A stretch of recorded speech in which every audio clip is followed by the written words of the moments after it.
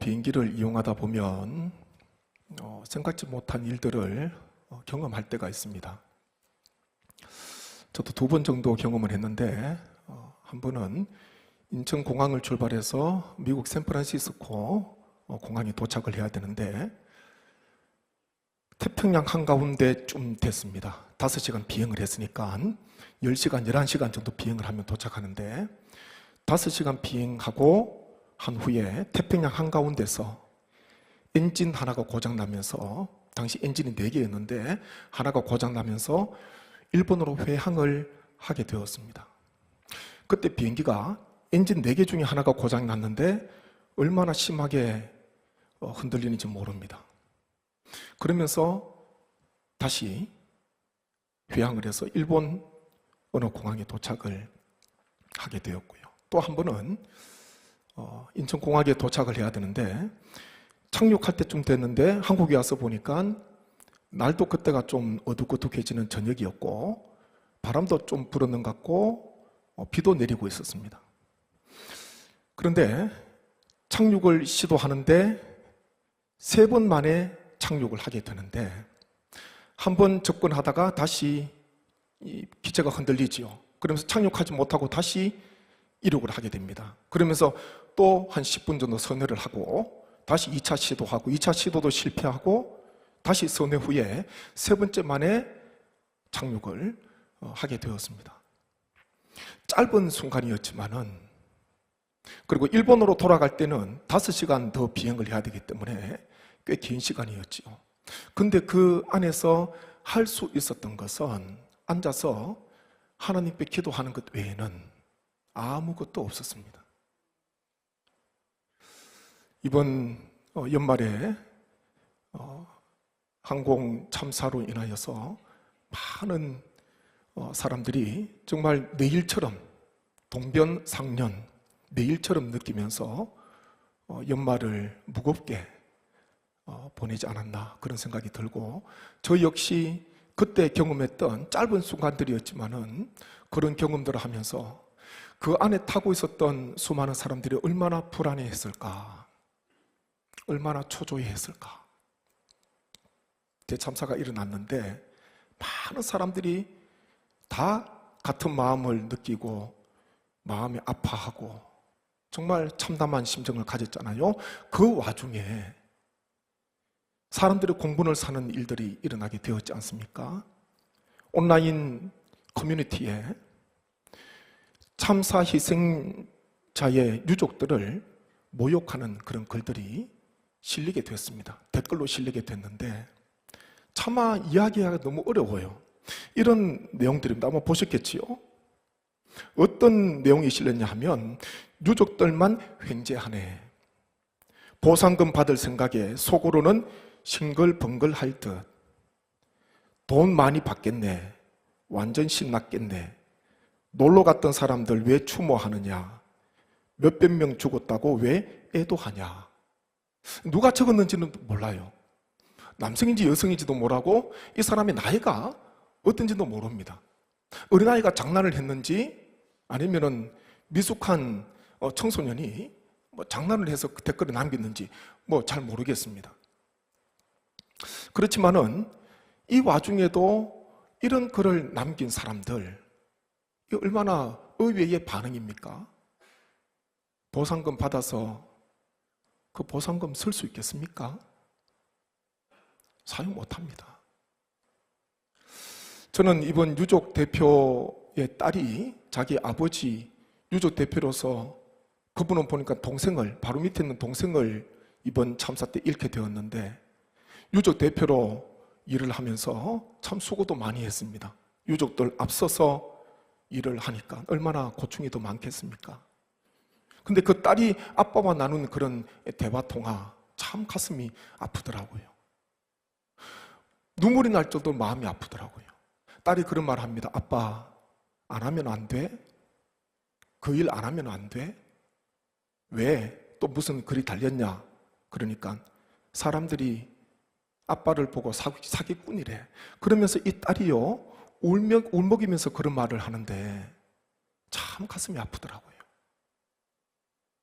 동생을 잃은 형이 유족 대표가 되어서 도와주지는 못할 망정 사기꾼이라 그러면서 거짓이라 그러면서 가짜 뉴스를 퍼뜨리고 그 딸이 자기 아빠가 사기꾼이라는 그런 댓글과 그런 말을 들으니까 마음이 얼마나 아프겠어요. 그것을 나중에는 공개를 했지 않습니까? 울먹으면서 이야기를 해요. 아빠 그 일 안 하면 안 돼. 마음이 참 아프더라고요. 사람이 상식이라는 것이 있습니다. 우리는 다 상식 범주 안에서 살아갑니다. 상식이라는 범주가 있는데 그 안에서 다 살아가는 거예요. 그런데 이번 이 참사를 당하고 이런 반응이 나타날 줄 누가 알았겠습니까?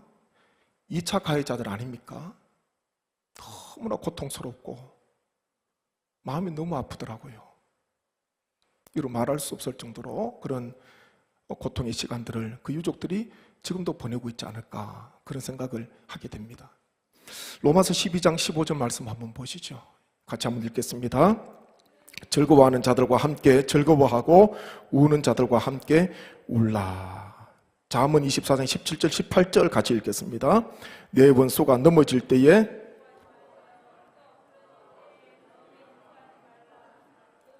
여호와께서 이것을 보시고 기뻐하지 아니하사 그의 진노를 그에게서 옮기실까 두려우니라.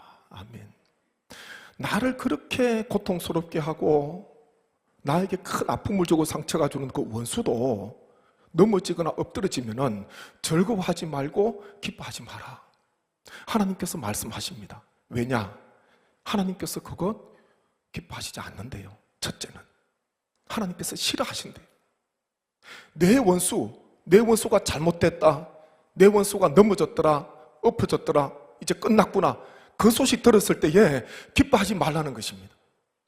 기뻐하면은 하나님께서 기뻐하시지 않는다. 그리고 그 원수에게 내리시고자 작정하신 그 진도가 나에게로 옮겨질 수가 있으니까 기뻐하지 말라는 거예요. 원수가 넘어지고 엎드러졌을 때에 그것도 안타까워해라. 측은한 마음을 가지라는 거예요. 불쌍히 여기는 마음을 가지라는 거예요. 한 인생이 그렇게 해서 끝났다면 얼마나 안타까운 인생입니까? 안타까운 인생이에요.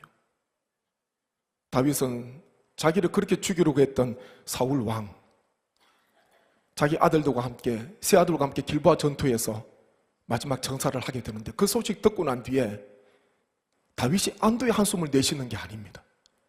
자기의 장인이잖아요. 아내 미갈의 아버지입니다.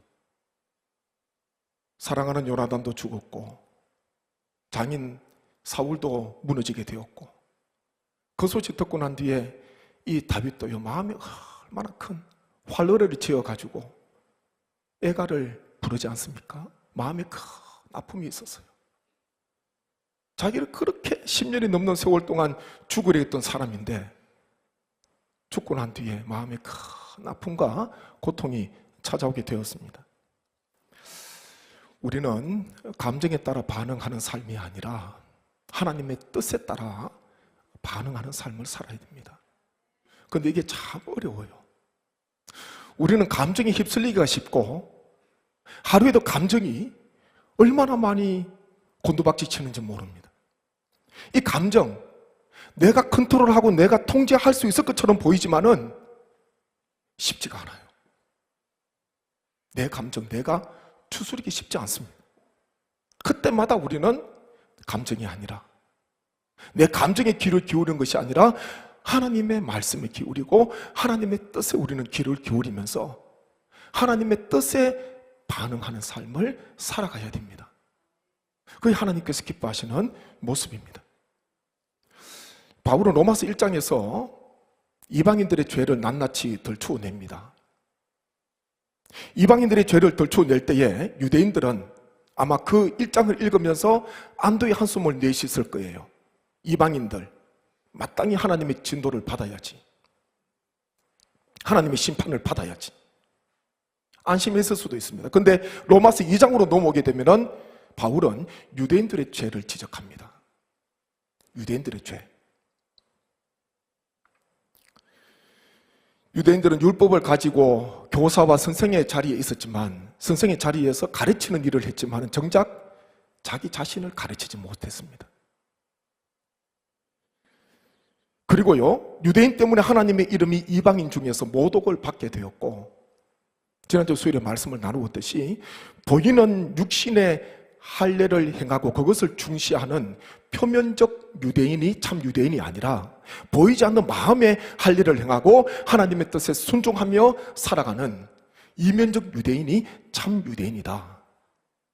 바울은 2장 끝부분에서 그렇게 말씀을 기록하고 있습니다. 이런 바울을 통해서 자신들의 죄를 지적받은 이 유대인들이 어떤 반응을 하고 있나? 오늘 설교 제목을 그래서 유대인의 반응으로 그렇게 설교 제목을 정했습니다. 바울로부터 하나님께서 바울을 통해서 유대인들의 죄를 덜추어내는데, 죄를 지적받은 유대인들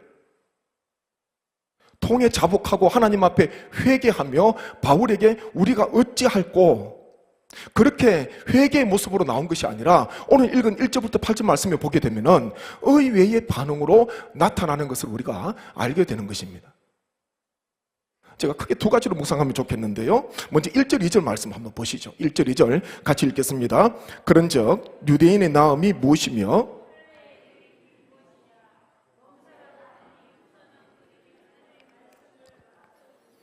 아멘. 죄를 지적받았는데 유대인은 끊임없이, 그러면 유대인의 나음이 무엇이냐?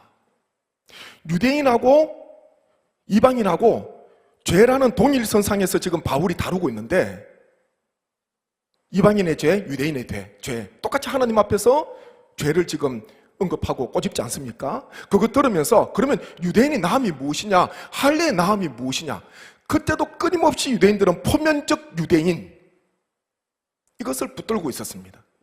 바울은 2장 끝부분에서 표면적 유대인이 아니라, 겉으로 보여주는 것이 아니라 보이지 않는 이면적 유대인, 육신의 할례를 받는 것이 아니라 마음의 할례를 받는 이면적 유대인이 되어야 된다, 그렇게 말씀을 들었음에도 불구하고 깨닫지를 못하는 거예요. 여전히 표면적 유대인, 할례를 붙들고 있습니다. 그러면 유대인의 나음이 뭔가, 할례의 나음이 뭔가, 그렇게 묻고 있습니다. 좀 전에 그때 2절에 보니까 바울이요, 범사에 많으니 우선은 그들이 하나님의 말씀을 맡았음이니라, 이렇게 말을 하고 있습니다. 유대인, 하나님께서 온 세계 열방을 하나님께서 구원하시고자 한 민족을 택하셨는데, 아브라함의 후손들 히브리 민족 유대인은 하나님께서 택하시고 축복의 통로로 서시지 않습니까? 범사에 많다, 유익이 많다. 그러면서 바울은요, 우선 그 중에서 특별한 것 한 가지를 이야기하는데, 2절 끝에 보니까 그들이 하나님의 말씀을 맡았음이니라, 그렇게 말씀하고 있습니다. 유대인의 장점, 유대인의 유익이 있는데 가장 탁월한 것은요, 으뜸이 되는 것은 하나님의 말씀을 맡은 것이다, 이렇게 이야기하는 거예요. 하나님의 말씀을 맡은 자들, 그 하나님 말씀대로 살아야 되고, 나도 하나님 말씀에 순종해야 되고, 또 하나님 말씀을 전하는 그런 삶을 살아야 됩니다. 그런데 로마서 2장의 말씀처럼 이 유대인들은요, 자기 자신을 가르치지 못했습니다. 이면적 유대인이 되지 못했습니다. 자기 자신도 하나님 말씀에 순종하지 못하고, 내가 순종하지 못하는데 어떻게 다른 사람을 가르치고 다른 사람에게 하나님 말씀을 전할 수가 있겠습니까? 하나님 말씀을 맡았지만은, 하나님께서 말씀을 맡겨주셨지만은 그 말씀 맡은 자로서의 사명을 온전히 감당하지 못한 것입니다. 맡은 자에게 구할 것은 충성이지요.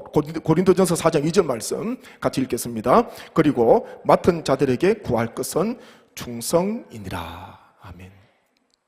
맡은 자에게 구할 것은 충성이다. 맡은 자는 간직하는 자가 아니라 충성하는 자예요. 간직하는 것은 쉽습니다.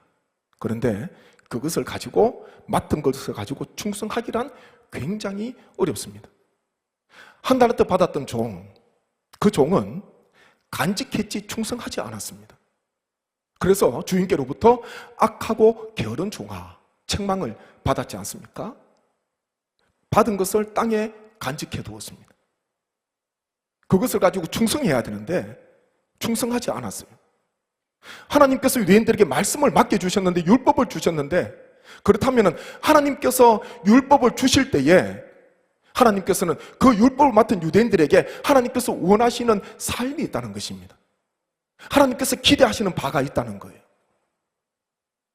목회자라면 목회자에게, 항종직이면 항종직에게, 재직이면 재직에게 하나님께서 직분을 주실 때에 그 직분에 걸맞는 충성을 하나님께서 요구하신다는 것입니다. 언제나 우리는 그것을 마음속에 품고 있어야 됩니다. 18세기 영국뿐만 아니라 미국에서도 복음 전도에 충성했던 조지 휘필드 설교가였죠. 유명한 설교자예요. 이 휘필드가 했던 명언을 우리가 잘 알고 있습니다. 그가 이런 말을 했지요. 나는 내 인생이 녹슬어 없어지기보다 닳아서 없어지기를 원한다. 이런 말을 했습니다. 간직하면은 녹쓰는 거예요. 아무도 사용하지 않고 그냥 두잖아요. 녹이 끼는 거예요. 돌도 그렇습니다. 굴러가는 돌은 이끼도 끼지 않는다 그러잖아요. 끊임없이 굴러가면은 이끼가 낄 틈도 없어요. 보십시오. 한 곳에 가만히 있는 돌 가서 만지면요 미끄러워요. 매끄러워요. 이끼가 끼어 있습니다. 굴러다니는 돌은요 이끼가 낄 틈도 없는 거예요. 조지 휘필드는 나는 녹슬어서 없어지는 인생이 아니라 주의 일을 하면서 사명을 감당하면서 닳아서 없어지는 인생이 되고 싶다. 간혹 주의 일을 충성스럽게 하시다가 나중에 정말 주의 일 열심히 하시고 난 뒤에 여기저기 아픈 분들이 계세요. 육신적으로 얼마나 힘드실까. 그런 분들 보면은 참 마음이 짠하기도 합니다. 교회에 충성하시고 헌신하시고 내 일보다, 내 가정 일보다 주의 교회 일을 위해서 더 많이 충성하시고 희생하셨는데 나중에 은퇴 후에 나중에 보니까 육신의 병이 찾아왔어. 그런데요 그거 생각하셔야 됩니다. 아무 일 하지 않아도요 나중에 육신의 등불은 다 꺼지게 되어 있습니다. 아무것도 하지 않고 아무 충성하지 않아도요 육신은 쇠하여지고 낡아질 수밖에 없습니다. 육신의 등불, 생명의 등불 꺼지는 것은 매 한 가지 다 똑같습니다. 그냥 녹슬어서 꺼지는 것보다 그래도 주의 일을 주께서 맡긴 그 사명을 충성스럽게 감당하면서 꺼져가는 것, 그게 더 낫지 않겠습니까? 주님께서 이후에 주님 앞에 섰을 때에 주님께 한 가지라도 뭐라도 이야기할 수 있는 건 너무 부족하지만 다 부족했어요. 100가지 중에 다 부족했는데 이거 한 가지만, 하나님 부족하지만 그래도 이 한 가지는 제가 부족하지만은 하나님께서 보시기에 부족하지만은 이 한 가지 제가 그래도 최선을 다하고 왔습니다. 그 한 가지는 있어야 안 되겠습니까? 요한계시록 2장 10절 말씀 같이 보시죠. 2장 10절 같이 읽습니다. 너는 장차 받을 고난을 두려워하지 말라. 볼지어다 마귀가 장차 너희 가운데에서 몇 사람을 오게 던져 시험을 받게 하리니 너희가 10일 동안 환난을 받으리라. 내가 죽도록 충성하라. 그리하면 내가 생명의 관을 내게 주리라. 아멘. 여기 죽도록 충성하라. 그러면 생명의 관을 주겠다. 그렇게 말씀하는데 이 죽도록이라는 말은 요 죽기까지 그런 뜻이에요. 죽음에 이르기까지 그런 뜻입니다. 그 죽기까지, 죽음에 이르기까지 충성하라는 거예요. 죽도록 충성하라는 것은 주의 사명 감당하다가 임종하라는 것입니다. 주께서 맡기신 사명 죽기까지 끝까지 감당하다가 하나님께서 오라고 부르실 때에 천국으로 오라는 거예요. 천국으로 가라는 거예요. 그러면 생명의 관을 내게 주겠다. 그렇게 말씀을 합니다. 한 달란트 받았던 종, 충성스러운 종이 아닙니다. 그냥 간직했습니다. 직분은요 간직하는 게 아닙니다. 예쁜 손수건에 예쁜 보자기에 사서 보관하는 게 아니에요. 주님께서 나에게 직분을 주실 때에 나를 통해서 하시고자 하시는 하나님의 뜻, 성삼위 하나님의 뜻이 있지 않을까? 하나님께서 나를 부르셨다면, 하나님께서 나를 세워주셨다면, 하나님께서 성례교회의 직분자로 세워주셨다면 나를 통해서 하나님께서 영광 받으시고자 하시는 뭔가가 있지 않을까? 그것이 무엇일까? 그것을 우리는 늘 기도하면서 찾아야 됩니다. 올 한 해의 삶을 살아갑니다. 주어진 일을 감당합니다. 그런데 우리는 내 감정대로, 내 생각대로 반응하면서 살아가는 존재가 아니라 하나님의 뜻을 생각하면서 하나님의 뜻에, 하나님 말씀에 반응하면서 우리는 살아가야 됩니다. 그렇게 해야지요, 부족하지만 한결같은 꾸준한 헌신을 할 수가 있습니다. 하나님의 뜻보다 내 생각, 내 감정 앞세우게 되면은 기분 좋을 때는 해요. 그런데 내 마음에, 내 구미에 맞지 않으면은 안 해버립니다. 그건 선한 청지기가 아니잖아요. 선한 청지기는 주인의 마음을 생각하면서, 주인은 아니지만은 주인의 마음과 주인의 생각을 하는 청지기가 바로 선한 청지기입니다. 주인께서 올 때까지 나에게 이걸 왜 맡겨주셨나? 주인 행세하는 게 아니에요. 주인은 아니지만은 주인의 마음으로 돌보는 것. 언제나 주인의 생각을 하고 주인이 무엇을 기뻐하실까, 주인이 원하는 것이 무엇일까, 거기에 늘 관심이 있고 주인이 기뻐하는 일이라면은 어려워도 감당하는 청지기. 그 청지기가요, 나중에 주인께서 왔을 때에 잘했다, 고생했다, 수고 많았다, 너 내 마음에 맞는 종이야, 그런 칭찬을 받을 수가 있는 것입니다. 끝까지, 죽기까지 충성하시는 우리 모든 주의 권속 되시기를 주님의 이름으로 축복합니다. 다음으로 저희가 5절부터 8절, 길지만은 교독을 한번 하지요. 5절부터 8절인데요 교독합니다. 그러나 우리 불의가 하나님의 의를 드러나게 하면 무슨 말하리요? 내가 사람의 말하는 대로 말하노니 진노를 내리시는 하나님이 불의하시냐?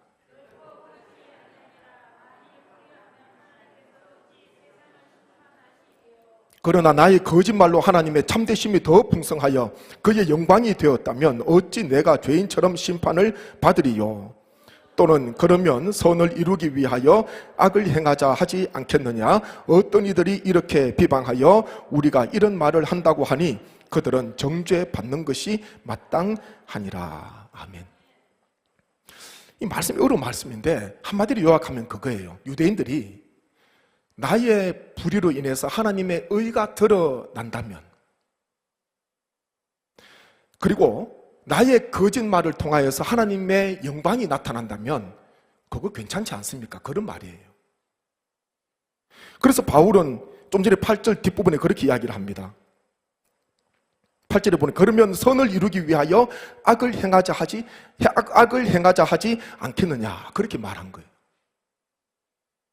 나의 불의로 인해서 하나님의 의가 드러나고 나의 거짓으로 인해서 하나님의 영광이 드러난다면 그래도 하나님께서 심판하십니까? 이 바울은 단호합니다. 그래도 하나님께서는 심판하신다. 죄를 간과하지 않는다. 하나님의 선을 나타내기 위해서 그러면 죄를 범하겠습니까? 유대인들의 말은 그거예요. 우리의 죄로 인해서 하나님의 의가 나타났지 않습니까? 우리의 불의로 인하여서 하나님의 의가 나타나고 우리의 거짓말로 인하여서 하나님의 영광이 나타났지 않습니까? 그런 말을 하고 있는 거예요. 제가 이 말씀을 묵상하는데 두 성경 구절이 생각났습니다. 하나는 로마서 5장 20절인데요 로마서 5장 20절 말씀 한번 보십시오. 같이 읽습니다. 그러나 죄가 더한 곳에 은혜가 더욱 넘쳤나니. 아멘. 로마서 6장 1절 2절입니다. 그런즉 우리가 무슨 말을 하리요? 은혜를 더하게 하려고 죄에 거하겠느냐? 그럴 수 없느니라. 죄에 대하여 죽은 우리가 어찌 그 가운데 더 살리요? 아멘. 죄가 있는 곳에 하나님의 은혜가 더합니다. 하나님의 은혜는요, 죄가 있는 곳에 임하는 거예요. 그렇다고 해서 우리가 하나님의 은혜를 받기 위해서 죄를 짓겠느냐? 그런 물음입니다. 우리가 주일 예배 순서에 보면 예배 앞부분에 참회의 기도가 있습니다. 참회의 기도. 한 주간의 삶을 돌아보면서 하나님께 죄 용서를 구하는 기도인데 참회의 기도입니다. 근데 제가 이 참회의 기도를 드릴 때마다 제 마음속에 마음 한켠에 늘 무거운 마음이 하나가 있어요. 언젠가 제가 새벽기도회 때 말씀을 드렸습니다. 참회의 기도를 할 때마다 마음 한켠에 늘 무거운 것은 주의 값비싼 은혜를 혹 내가 값싼 은혜로 받아들이지 않을까. 구약 하나님께 제사 드렸던 시대에 살아갔던 사람들, 아직도 나에게 내 죄를 위해서 하나님께 바칠 소와 양이 많이 있기 때문에 만약 죄에 대해서 무감각하다면, 관대하다면 그거 어떻게 되겠습니까? 나는 괜찮아. 아직도 내가 하나님께 바칠, 번제로 바칠, 화목제로 바칠, 속죄제로 바칠 그런 소와 가축, 양들이 많이 있어. 괜찮아. 그 사람 은혜 받지 못한 사람이에요. 진정 하나님의 은혜를 받았다면 정말 나의 죄를 위해서 이 소 한 마리가, 수소 한 마리가, 양 한 마리가 비참하게 살아있는 이 목숨이 끊어지고 피가 제단에 뿌려지고 각이 떠지고 하나님의 제단에서 완전히 불태워서 올라가는 그 고기 타는 냄새, 온 사방에 피가 튀어서 피가 떨어져 있는 그 바닥들을 보면서 내가 다시는 죄를 범하지 말아야 되겠다. 나 때문에 이 무고한 생명이 죽었구나. 내가 죽어야 되는데 이 생명이 대신 나를 대신해 죽었구나. 그게 정상이잖아요. 그런데 나에게는 하나님께 바칠 많은 가축들이 있어. 수백 마리가 있어. 그거 생각하고 계속 죄를 범한다면 그 사람은 진정 은혜 받은 사람이 아니에요. 신약 시대로 우리에게 접목한다면 십자가 지시고 나의 죄를 위해서 모든 대속의 피를 흘려주신 예수님, 나는 언제든지 내 죄를 가지고 가면 하나님께서 십자가의 보혈을 보시고 내 죄를 용서해 주셔. 그거 믿고 죄에 대해서 관대하다면 그 사람 진정 죄에 대해서 죽은 사람입니까? 살아있는 사람입니까? 참회 기도를 드리는데요, 마음 한켠에 늘 부담이 되는 것은 이것이 너무 익숙해졌어. 너무 익숙해졌어.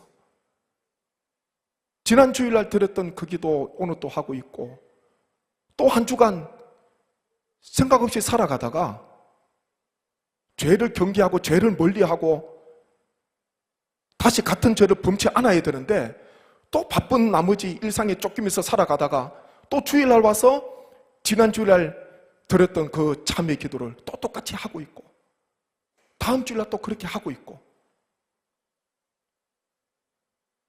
주님의 하나님께서 우리에게 베풀어 주신 값비싼 은혜를 우리는 너무 값싸게 받으면 어떻게 하나. 그게 저의 기도 제목입니다. 저 역시 부족하고 어떤 죄든지 주님 앞에 가지고 오면 주님께서 용서해 주시는데, 주님께서 사해 주시는데, 주님의 보혈로 덮어 주시는데, 주님의 은혜를 맛보기 위해서, 경험하기 위해서 우리가 죄에 거할 수가 있겠습니까? 한번 죽었던 우리가 다시 죄 가운데 살아갈 수가 있겠습니까? 유대인들은 의외의 반응을 합니다. 우리의 불의 때문에 하나님의 의가 드러났는데, 우리의 거짓말 때문에 하나님의 영광이 나타났는데, 그러면 좋은 것 아닙니까? 그래도 우리가 심판을 받습니까? 이런 말을 지금 하고 있는 거예요.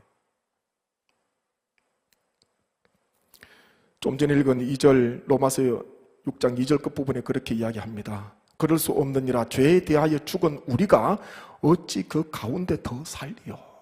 바울은 우리에게 이런 요청을 하고 있습니다. 죄에 죽은 우리가 죄 가운데 살 수 없다. 주일마다 참회 기도를 하실 때마다 우리가 더 진정성을 가지고 더 간절한 마음을 가지고 더 통회하고 자복하는 심정을 가지고 이것이 습관화가 되지 않도록 화석화가 되지 않도록 딱딱하게 굳어지는 것이 되지 않도록 우리가 하나님 앞에 정말 더 간절한 마음으로 하나님의 은혜를 구하고 참회의 기도로 우리는 나아가야 된다는 것입니다. 유대인들은 의외의 반응을 합니다. 죄를 지적받았지만은 의외의 반응을 합니다. 오늘 이 말씀을 통해서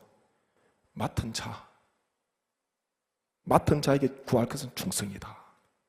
맡은 자가 힘써야 되는 것은 충성이다. 그렇게 말씀을 합니다. 그리고요, 우리는 죄를 언제나 멀리 해야 됩니다.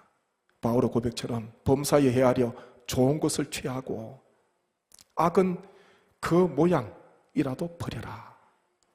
그런 권면을 합니다. 범사에 헤아려 좋은 것, 선한 것, 그것 취하고 악은 어떤 모양이라도 버려라. 그렇게 우리에게 권면을 하고 있는 것입니다. 우리가 언제나 죄를 멀리 해야 됩니다. 이 죄 때문에 예수님께서 골고다 올라가셨고 십자가에서 모든 피와 물을 다 쏟으셨습니다. 나의 죄 때문에. 그렇기에 우리는 이 값비싼 이 복음, 값비싼 은혜, 나의 부주의함으로 말미암아, 나의 나태함으로 말미암아, 나의 게으름으로 말미암아, 나의 관대함으로 말미암아 값싼 은혜로 전락시키지 않도록 올 한 해도 우리의 삶을 거룩하게 세워가시는 오늘 수요예배 나오신 우리 모든 주의 권속 되시기를 주님의 이름으로 축복합니다.